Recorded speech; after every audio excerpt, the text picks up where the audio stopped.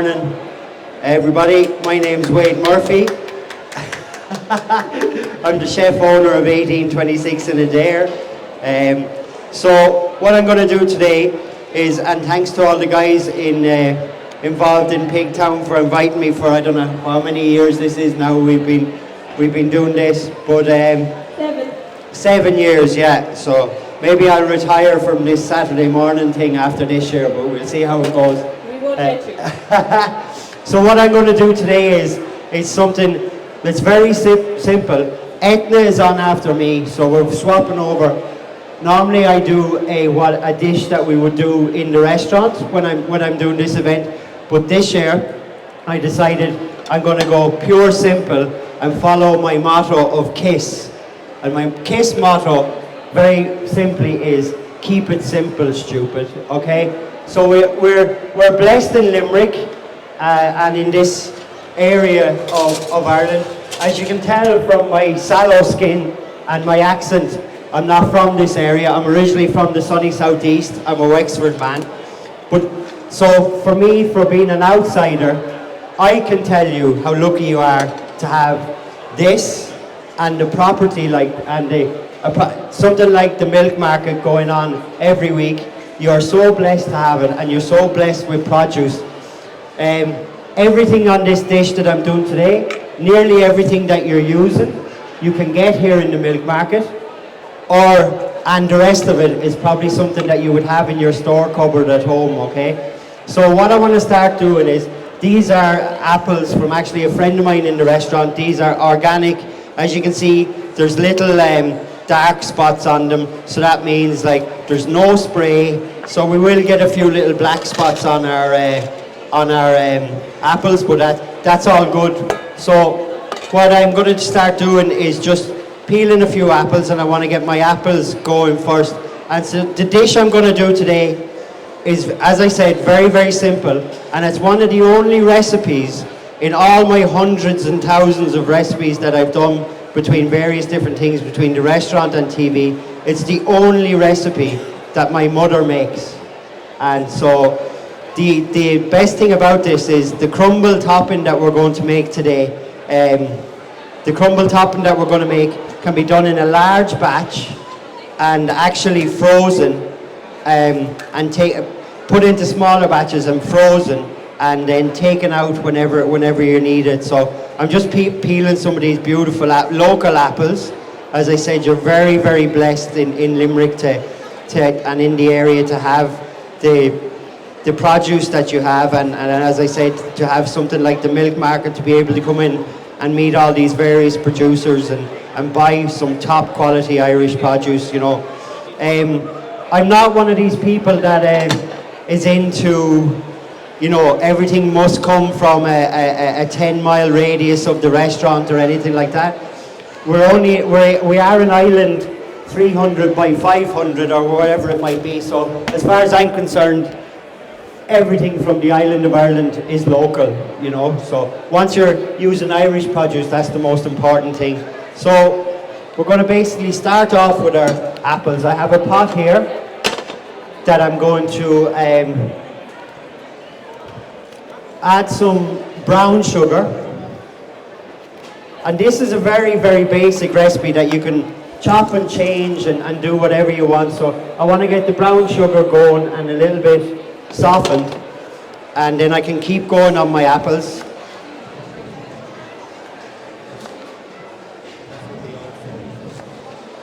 I'm going to dice the apples into small chunks. You want it to break up a bit, which it will do anyway, but you still want a little bit of a bite. And this, again, like the crumble topping, can be done in advance, put into containers, kept in the fridge, or even frozen, taken out. And you know what? You even make a nice version of applesauce as well for yourself. So we're starting to get a little bit of a melt on our brown sugar. I'll keep going on the apples. Etna is going to do a fancy plate today, so I'm going to do the one for all the housewives, you know, and and all the house husbands as well. So I gotta get with the times as well, you know. Or anybody who just likes to cook at home. The most important thing, and we always get asked about it. Everybody is into taglines and everything like that these days, and for social media, and even for the restaurant, and what your food philosophy is, and this, that, and the other. The most important thing to me about food is, one, it tastes good. We can work on the looks and everything like that. You can see there now, I'm getting a nice little bit of a caramel going. Doesn't matter if it's a little bit dark. It's not burnt. It's what did Jamie Oliver said? It's not burnt. It's very heavily caramelized. I think that's what he said. But we want to get a bit of flavour into our apples as well. So all I've added there is brown sugar and a bit of butter, good quality Irish butter. And I want to get this going, and I'll keep going with a little bit more apple slices. I just want to get this on the go first, and then we can do our crumble topping. Just checking the oven. So 4 apples is enough to do for a crumble for about 4 or 5 people, depending on the size of them. Don't want to burn it, but I know there's a difference. I don't believe Jamie Oliver. There is a difference between heavily caramelized and burnt. But again, I probably should have had this prepped before I came in, but look at, that's no problem. But it smells lovely. Smells good, doesn't it? You can't beat it. And especially this time of year, apples are perfectly in season. And so are some blackberries, even though the weather is about to change. So if you do have your local area that you collect your blackberries, get out there quick, because it won't be long before they're gone. Sorry, the birds are eating already? The birds are at them already, yeah, exactly. But I'm very lucky to live near Knockfearna, which has a massive amount of blackberries. So I have a 5-year-old boy, so he's mad into going picking blackberries and destroying his hands. So that's the good thing about it. I have a 5-year-old boy, and I call him Little Lord Fauntleroy, because he, anytime he goes into a restaurant now, he's like, "Is this 5-star?" But he's a very lucky young boy. It's not too long ago, last January, myself and his mum had him sitting in a 2-star Michelin restaurant over outside of London. So spoiled, yeah, just a tad, you know. So as that's working there now, we'll get started on our crumble. But I'm going to let the apple stew down a little bit more. You can see starting to break down there a bit. It'll look like it's taken a good bit of time, but it's not really. I can probably actually, while we're waiting, I can probably do the other one. I don't want to. I'm used to doing stuff on the Today Show. People might have seen me do it. So today I've got plenty of time, because normally it's about 6 or 7 minutes. So sometimes you can see that we're getting a little bit rushed. So I might as well do the whole recipe properly, and then we'll get into the crumble topping. So apples, and you can see there I have some beautiful blackberries. And as I said, the majority of the fresh produce for this dish can be found in the market here on a Saturday morning. I love coming in here, but the problem is I don't usually finish work until about 1 o'clock or 1 a.m. on a Friday night. So getting up that early on a Saturday morning is not that easy for me. And just not to be a preacher, okay? If you notice, whenever we do demos as chefs, we always get in trouble for people about the amount of packaging and backpack bags and all this kind of stuff that we use for demos. So just so you know, every container that I'm using here today is compostable, okay?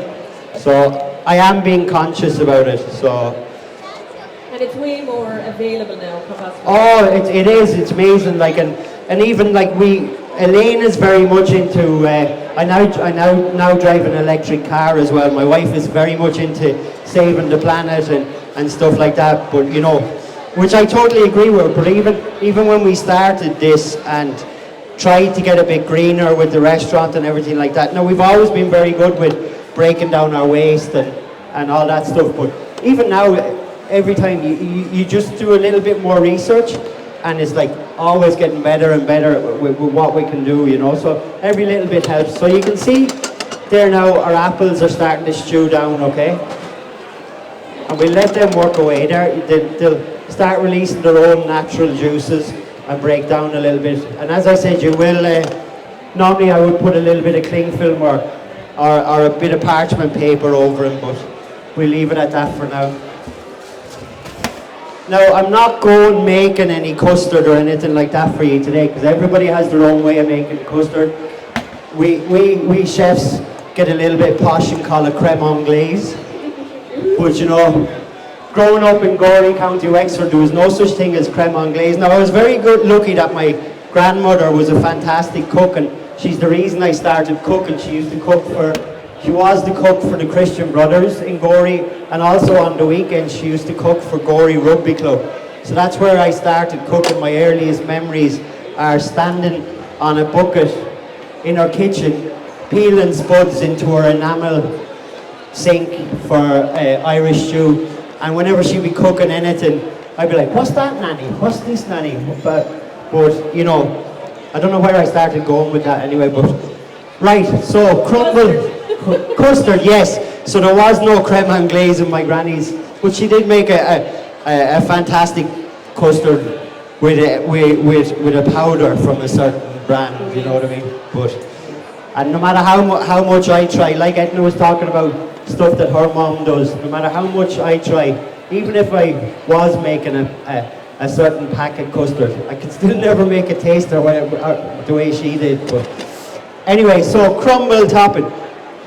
Right, you can be all pastry and have everything chilled and rub it in with your fingers till you get a food processor. I was going to say the other F word. Get a food processor, but do have everything chilled, okay? The best way to have. So I have flour, butter. I've rubbed that. If you don't have a food processor, make sure your butter is cold, and do have your flour kind of chilled as well, and it will work better. So I've just rubbed the flour and butter here to a breadcrumby kind of consistency, okay? And then what I'm going to do is add a pinch of salt, okay? I overweighed this, so I only need half of this sugar, so about, if anybody is looking for the recipe for this crumble topping, if they go on to RTE Food website, this recipe is actually under my name on their website. So if you look up Wade Murphy RTE Food apple and blackberry crumble, this is the recipe for it. So brown sugar, I like to add brown sugar. You'd see in some recipes that it says castor sugar, but I think the caramel flavour that you get off of brown sugar is nicer and it's less refined as well as other sugars. So as you can see here now, our apples, it's basically like a toffee apple, do you know what I mean? Our apples are starting to break down nicely. Normally I'd let them go a little bit more than that, but then what I'm going to do is some lovely blackberries. I'm just going to add them to it, give them a stir in, let some of the blackberry release their juices. I probably diced the apple a bit too big, but that's fine. It's only a demo, right? It's not being recorded, right? But anyway, leave that, and you can see there, look, the apples are starting to break down. You've got your caramel, everything like that. So back to the crumble. Toasted hazelnuts. You can buy peeled hazelnuts. They are expensive, all right? They're not the cheapest ingredient, but as I said, this will go a long way. Toasted hazelnuts, you can use something else. Whole almonds, don't use the flaked almonds, use whole almonds. Bash them up a little bit. I bash these up. So I have my butter, flour, sugar, hazelnuts, and to that I'm just going to add a little bit, couple of drops of vanilla extract.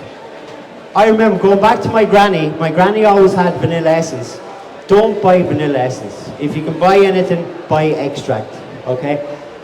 Fresh vanilla, very, very expensive. Vanilla extract, a little bit less expensive. Vanilla essence, for the bin, okay? It hasn't even seen vanilla if it's lucky, do you know what I mean? So, in there, a couple of drops of that. And then we just mix it up. I have the oven set at 160 degrees. As I said, you get to this stage now, okay, of your crumble topping. You can make a double batch of this, put it into a container, or as many containers, double batch of this into your freezer, and then that's job done for whenever you want an ass pocket dessert, as we call it in the industry, where you're like got friends coming around last minute and you're like, oh, I need to make something, you know, and you've got fruit, pull this out of the freezer. So oven is set at 160. So tray with a little bit of greaseproof paper onto your tray, okay? Spread it out. And the only thing I would say when I said about putting everything into a food processor, don't blend it too fine, okay? Because you want kind of chunks, so that's why. So then into the preheated oven, okay? And it'll take about 15-20 minutes, okay? Every 5-10 minutes, go in with a spoon, just give it a little mix around, and you'll get, at the end of it then, after 15-20 minutes, take it out, let it cool, and I'll just put it in here, just so I can show you. You'll get this, all right? So that's your lovely crumble topping. And that actually, even if you want to be really lazy and really want a very quick dessert, that can be frozen as well and pulled out whenever you need it. Put it in a container, put it into the freezer, and pull it out. Have you any questions for me while I'm going along? I was just going to say that even sometimes I make crumble ahead of time and keep it in a jar in the fridge. Yeah, no, it'll keep, yeah. It'll keep for probably a week in the fridge. Oh, easily, yeah, easily. So, right. Fast forward, here's a little something I prepared earlier, okay? Right. You can do the batch that I'm doing and the recipe that I have, that if you looked it up, the recipe that I have, it'll make enough for one nice size one. But even though I said I was being all homely, I said I'd have to be chefy as well and make individual ones. So that's our apple mix after being cooled down. Obviously, I didn't make the caramel as dark as that, but look, that's probably going to taste nicer. And then our crumble topping. Again, oven about 160, 170, all right? Prepared earlier, yeah? So simple, so easy. Oven about 160, 170. Take your crumble, put it on a tray, and then fill it up, like, don't be shy. There's nothing worse than getting like a fruit pie, or my brother-in-law is absolutely mental about apple pies, apple tarts. But he goes bananas if he gets a tart that has that much apple in it. Like, if you're getting an apple tart or you're getting an apple and blackberry crumble, you want it full of what it says on the tin, you know? So basically, I use my hands, but if you're going to use your hands at home, but then onto a tray, your dish, and don't pack it, okay?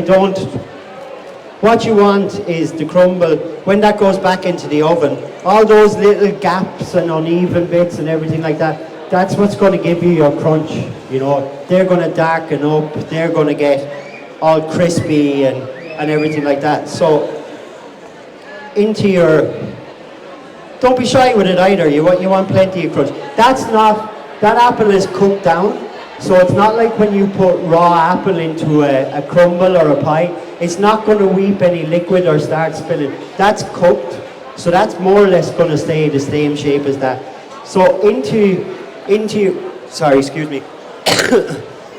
your oven, and as well if you want it really quickly and you want it really cheap, that same liquid or that same mix that you made, you could actually put it into a pot, warm it up, into your dish, put your cold crumble topping on it, and you're going to have an even quicker dessert. You heat it up on the stove, into your dish, and then put your crumble topping on.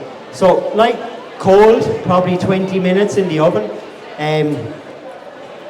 We all have skewers and stuff like that, just put it in, just make sure it's hot. There's nothing in there that's going to make anybody sick if it's not hot enough, but not worse than tucking into a dessert and then in the middle of it is freezing cold.